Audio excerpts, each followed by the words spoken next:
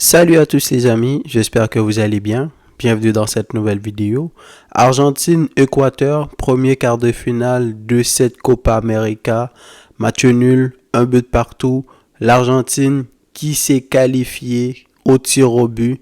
4-2 grâce à un excellent Dibu Martinez. Encore une fois les amis, tout comme la dernière fois, Diogo Costa avait arrêté 3 pénaltys pour sauver le Portugal au tir au but.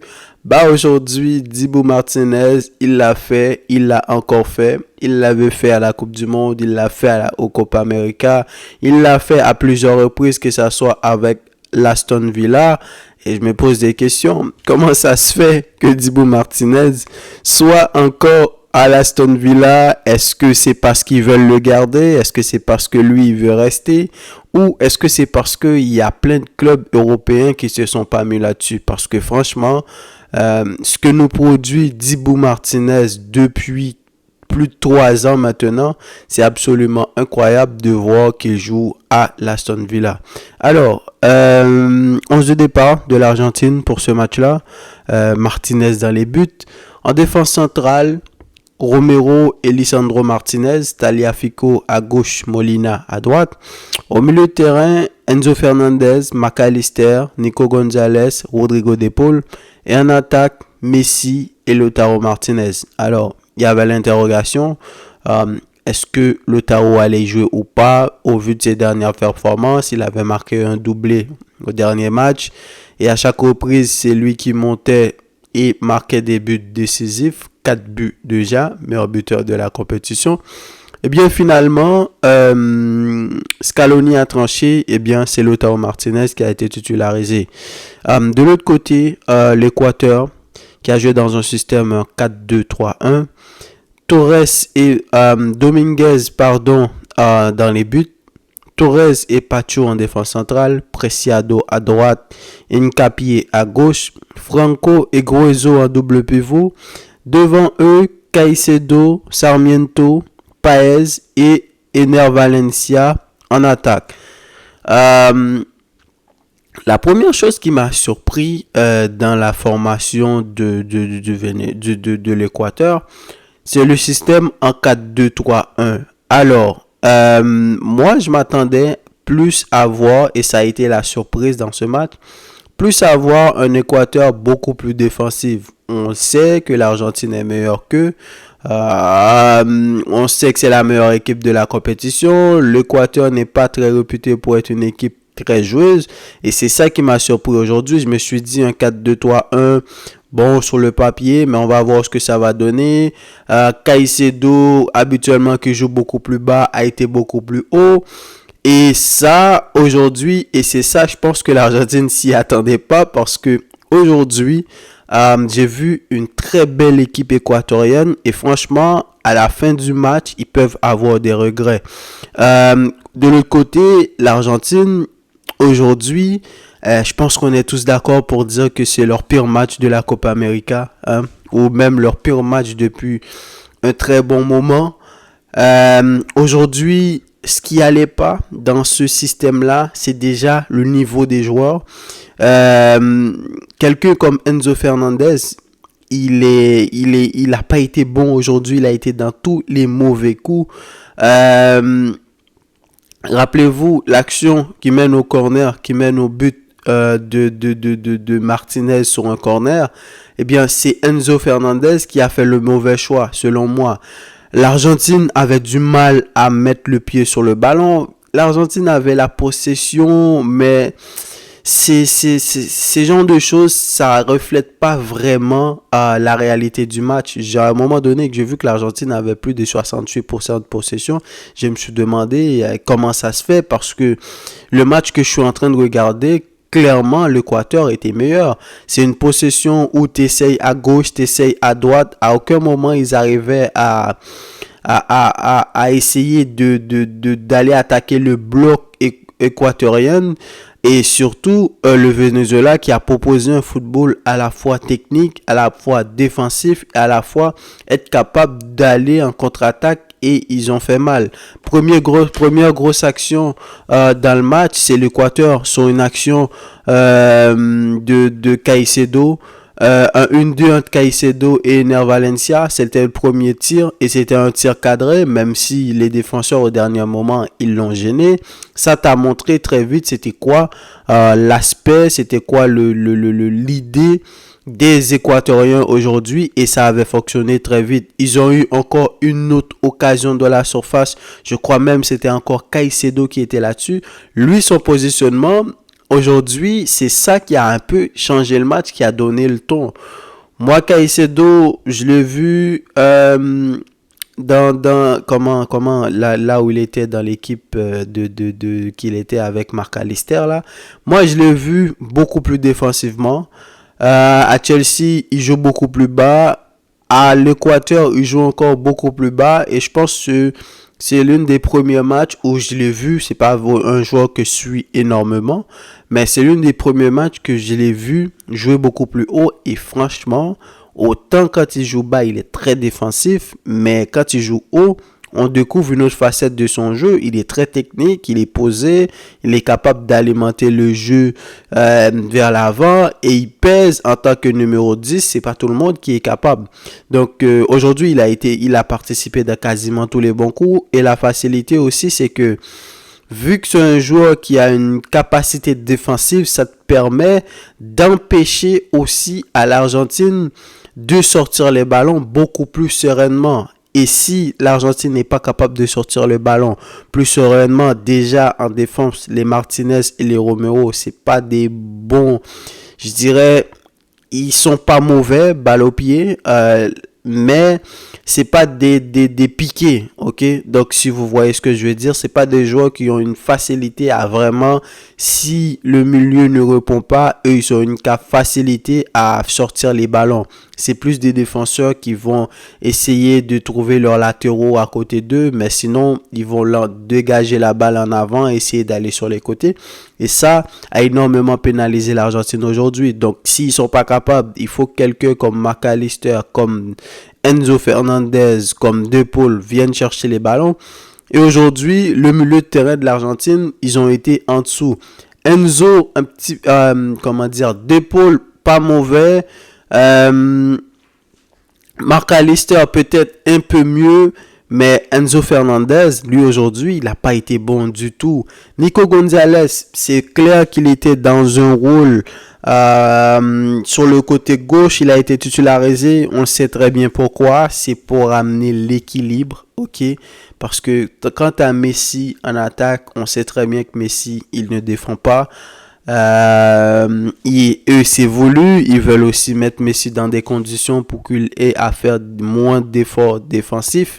C'est un Messi que on n'est pas sûr est-ce qu'il va bien ou pas. Il a un problème à la cuisse qui traîne depuis un moment. On se demandait est-ce qu'il devait être titularisé aujourd'hui ou pas. Et même dans le match, au bout d'un moment, on a demandé pourquoi Messi a joué ou pas. Je pense que cette analyse-là, on aurait pu le faire si toute l'équipe répondait derrière. Mais je pense que Messi a simplement été à l'image de cette Argentine-là qui n'a pas été bon du tout. Et l'une quelques rares actions qu'il a eues, il a fait des passes. C'est pour cela que Messi, dans cette équipe-là, oui, il ne défend pas. Oui, il a 37 ans maintenant. On se demande pourquoi est-ce qu'il est titulaire. Mais je pense que il n'y a pas photo, il n'y a que Messi dans cette équipe-là qui a cette faculté-là, ce génie-là. Il y a Lo Celso, mais il est sur le banc dans ce 11 de départ. Et à chaque fois que Messi recevait un bon ballon, vous avez vu des 1-2, c'est à ce moment-là que l'Argentine pouvait attaquer. Donc, Nico Gonzalez sur le côté, comme je vous l'ai dit, c'est plus à caractère défensif et c'est d'équilibrer. Et vous avez vu à un moment donné, quand ils ont fait les changements pour faire sortir Martinez, l'Argentine est passée à 5 derrière. Et c'est qui est devenu un genre de latéral gauche? Ça a été lui. Donc, Enzo Fernandez en dessous, De Paul en dessous, Marc Allister un peu mieux. Donc, c'était une équipe d'Argentine assez bizarre aujourd'hui. Lautaro Martinez qui a été titularisé. je peux pas vraiment juger son match parce que toute l'équipe n'a pas répondu derrière non plus. C'est dommage. J'espère que ça va pas l'affecter encore une fois parce que c'est un joueur qui a essayé de gagner sa place dans cette équipe-là. Il est arrivé à la Copa América. Il n'était pas en confiance. Petit à petit, il a repris la confiance et là maintenant, il est devenu le meilleur buteur de cette équipe. Mais je pense que c'est tout. C'est tout le système de jeu, c'est tout le plan de Scaloni aujourd'hui qui a pas bien fonctionné. Tagliafico à gauche, moi je m'attendais plus à Acuna, mais il a mis Tagliafico.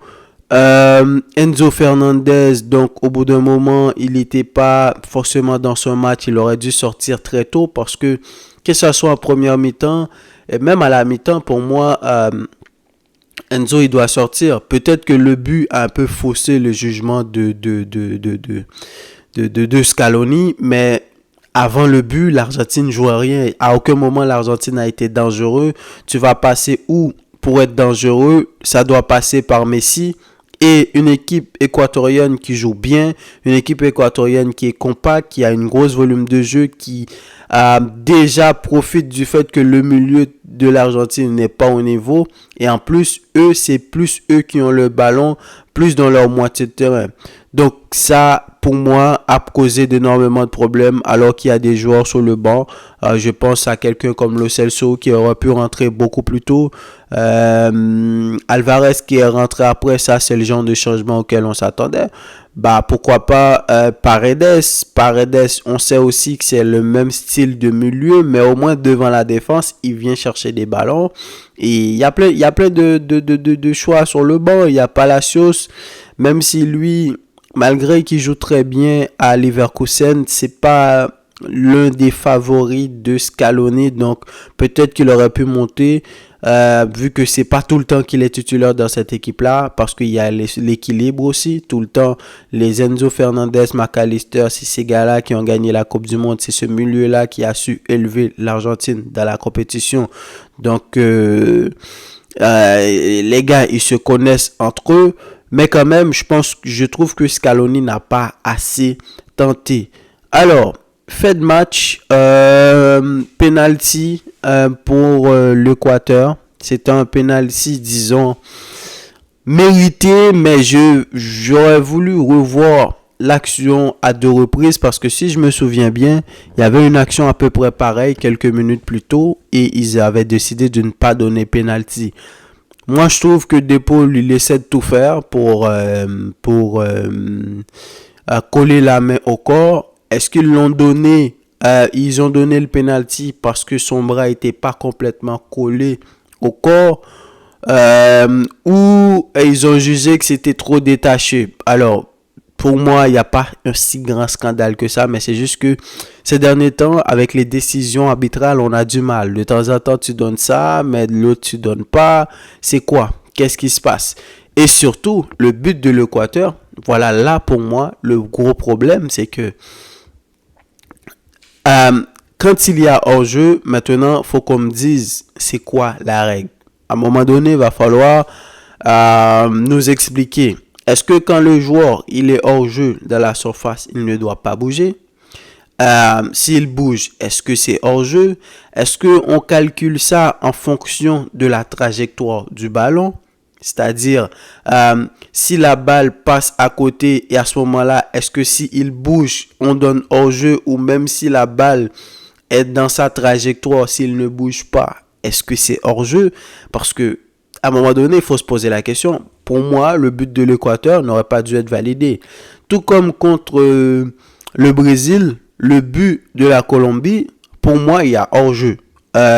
Donc, si tu n'as pas donné hors-jeu contre la Colombie, maintenant, contre l'Argentine, pour moi, il y a hors-jeu. Parce que, tout comme la Colombie, c'est un corner. C'est dans la surface de réparation. Le joueur, il est au second poteau. La balle va au second poteau. Il est clair que le gars qui a fait la tête, il n'était pas hors-jeu, ça c'est clair. Mais l'autre qui est hors-jeu, il est au second poteau, exactement là où la balle va. Alors, on peut interpréter, est-ce que le gardien allait pouvoir atteindre la tête? Mais le joueur qui est au second poteau, il n'est pas non plus complètement éloigné du gardien. Il est vraiment proche et il suit l'action. Et c'est le genre d'action où dans la surface de réparation, tout le monde doit bouger. Donc pour moi, le but de la Colombie qui a été refusé, c'était très clairement une très bonne décision. Mais aujourd'hui, le but de l'Équateur, il y a une tête dans la surface. Et comment il s'appelle? Je crois que c'est un Caicedo, lui aussi. C'est Junior peut-être Caicedo. Lui, il est dans l'action. Il participe à l'action. Il a même tiré son pied à côté du gardien. Donc, comment tu peux ne pas donner hors-jeu sur cette action-là? Donc, alors pour moi, je comprends pas. Je suis pas en train de dire que l'Équateur ne méritait pas de marquer. Et d'ailleurs, je pense qu'il va avoir d'énormes regrets parce que vraiment, ils ont proposé un match aujourd'hui auquel je ne m'attendais pas. Et manque de réalisme, manque de joueurs peut-être, je vais dire manque de tueurs en attaque parce que clairement, ils auraient pu marquer 2-3 buts contre l'Argentine aujourd'hui. C'était facile parce que l'Argentine n'était pas dans le coup. Ils n'arrivaient pas, il n'y avait pas de connexion entre les joueurs. Défensivement, on attendait l'Argentine. Au moins, s'ils n'y arrivent pas offensivement, défensivement, ils peuvent y arriver, mais ça n'a pas été le cas. Les Équatoriens ont été très inspirés aujourd'hui. Mais quand même, il faut voir les choses comme elles sont. Il faut dire que autant qu'ils méritaient de marquer leur but, mais est-ce que tu vas leur donner un but ou il y a hors-jeu? Dans ce cas-là, dans les prochains matchs, tu n'es pas à l'abri de voir un autre demi-finale. L'Argentine encaisse un but hors-jeu, on le donne pas. Un but de ce genre, on le donne pas. Ou il marque un but comme ça, on le donne pas. Donc, et surtout, encore une fois, pour terminer, c'est les arbitres maintenant.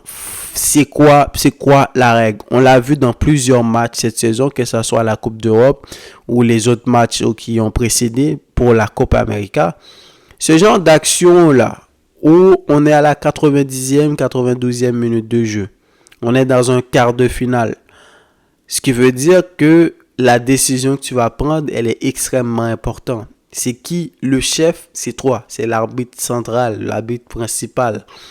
À moins que les règles ont changé, l'arbitre de la VAR, il a le même droit que l'arbitre principal. Mais pour moi, celui qui arbitre sur le terrain, c'est lui qui décide. Donc, dès qu'il, non seulement il y a 90e, 91e minute de jeu, le but, c'est un but qui peut décider si on va au tir au but, si l'Équateur va perdre. Donc, pour moi, à moins que ça soit extrêmement évident, dès qu'il y a un doute, ça commence à prendre 1 minute ou 2 minutes pour vérifier. Moi, je pense que la meilleure décision, c'est tout simplement d'aller à la VAR, regarder la vidéo et prendre ta propre décision. Mais les arbitres maintenant, ils laissent, ils attendent, c'est la VAR qui regarde des vidéos et ils interprètent de leur façon. Alors que lui, sur le terrain, peut-être qu'il aurait pu se dire, voilà moi comment je l'interprète, comme ça au moins on aurait été clair. Donc on n'est pas sûr, est-ce que si c'était l'arbitre qui était allé regarder, est-ce qu'il aurait pris la même décision? Vu que la VAR, eux, ils ont peut-être une autre façon de regarder. Donc franchement, ces genres de trucs-là, c'est le très haut niveau, les arbitres qui arbitrent maintenant, avec la VAR, c'est un peu ambigu. Et donc, même après l'égalisation, l'Équateur avait la possibilité de gagner le match. Ils sont un centre. Le junior Caicedo, encore une fois, qui a fait une tête. Malheureusement, ça n'a pas été cadré. Dommage pour eux. Ils auraient mérité de gagner ce match. Donc, je vous l'ai dit, les plus grosses occasions dangereuses, ça a été l'Équateur. Penalty pendant le match, tiré contre, frappé au poteau, dommage pour lui, parce qu'il avait battu le gardien, et Valencia, c'est pas cadré. Des actions dans la surface de réparation, des 1 contre 1, des actions dangereuses, des tirs, des têtes mal cadrées. Franchement, pour moi, l'Équateur, ils ont mérité mieux aujourd'hui. Donc, alors, comme vous le savez, dans la Copa América, il n'y a pas de prolongation. S'il y a match nul dans les 90 minutes, on s'en va directement au tir au but. Et au tir au but, encore une fois, l'Équateur, ils ont buté sur un excellent Martinez, Dibu Martinez, c'est sa spécialité. les pénaltys, les tirs au but, tout ça, c'est sa spécialité. Maintenant, je pense qu'il commence à s'inscrire dans la légende des gardiens qui font peur aux joueurs parce que c'est absolument... Euh, c'est incroyable de voir à quel point il a le réflexe. C'est comme s'il est capable de lire les joueurs et de savoir exactement où ça va. Et tu commences la séance de tir au but, t'as Messi qui essaie un Panenka qui du coup touche la barre transversale. Donc ton équipe potentiellement n'était pas dans un bon match. Et je pense que arrivé au tir au but, les gars, ils étaient pas confiants. Mais si Messi avait marqué, peut-être on aurait pu se dire, ok, ils sont habitués, pendant la Coupe du Monde, ils nous l'ont fait. Mais Messi qui rate derrière et Dibu Martinez tout à coup qui arrive, qui t'arrête 2 pénaltys, on connaît ce scénario. On l'a déjà vu. Il arrête 2 pénaltys directement, il remet les choses dans l'ordre et ensuite les tireurs argentins, ils ont suivi derrière, que ce soit Montiel, que ce soit Julian Alvarez et que ce soit, comment il s'appelle, Marc Alister et Otamendi qui était monté en cours de match, qui a marqué son dernier penalty. Donc victoire de l'Argentine au tir au but, victoire 4-2. L'Argentine qui s'est qualifiée maintenant pour les semi-finales, qui va attendre le vainqueur demain entre le Venezuela et le Canada pour aller jouer contre eux en semi-finale. Donc voilà, l'Argentine maintenant, ça nous montre encore une fois toutes les forces que peut avoir cette équipe-là. Même dans un vieux match comme ça, ils arrivent quand même à s'en sortir. On peut se poser des questions. Oui, est-ce que Messi aurait dû être là ou pas? Est-ce que Messi a pénalisé l'équipe ou pas? Le niveau des joueurs, pour moi, c'est tout l'effectif, le 11 de l'Argentine pour moi qui a été en dessous dans ce match-là parce que l'Équateur leur a dominé dans tous les compartiments du jeu. Mais malgré ça, une défense quand même assez fébrile, j'ai trouvé, même avec la montée de Otamendi, je sais pas si c'était dans l'aspect de tir au but là, qu'ils l'ont fait monter comme ça, on savait qu'il allait tirer, tout comme Montiel, c'est des spécialistes, mais quand même, malgré tout ça, eh bien, ils ont encore une autre force, c'est leur gardien, Dibu Martinez qui va encore les sauver. Des bons tireurs de tir au but. Et voilà, et c'est ça qui fait la différence dans une équipe qui aspire à gagner. On le sait maintenant, faut que tu aies un bon gardien. Non seulement tu dois avoir un bon gardien dans le match concrètement, mais si en plus de ça, c'est un gardien qui est capable d'aller chercher des tirs au but, ça te donne évidemment une force incroyable de te reposer là-dessus. Donc, donnez-moi vos avis, les amis, dans le commentaire. Beaucoup de choses à dire dans ce match, hein, beaucoup de choses, mais si je commence à continuer à parler de ça, on va pas s'arrêter parce qu'il y a beaucoup, surtout du côté de l'Argentine, il y a beaucoup de choses qui n'allaient pas, mais l'Équateur quand même, ils m'ont surpris et c'est dommage pour eux. Et je pense que contre n'importe quelle autre équipe aujourd'hui, ils se seraient qualifiés. S'il n'y avait pas un Dibu Martinez dans les buts, ils auraient pu se qualifier. Et surtout avec un peu de baraka, un peu de chance aussi, parce que ça joue dans ce genre de match-là. Ils auraient pu se qualifier et aller en semi-finale. Mais malheureusement, c'est l'Argentine qui est passée dans un vieux match. Mais que voulez-vous? Le football, c'est comme ça. Dites-moi qu'est-ce que vous en avez pensé. Et quant à moi, je vous dis à la prochaine pour une nouvelle vidéo. Salut!